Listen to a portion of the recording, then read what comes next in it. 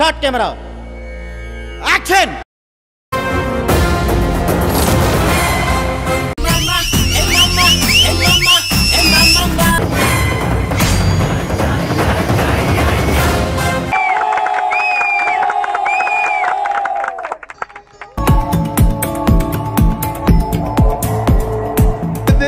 మీకు పండుగ తమ్ముళ్ళు రెడీ అయిపోయింది. తమ్ముళ్ళు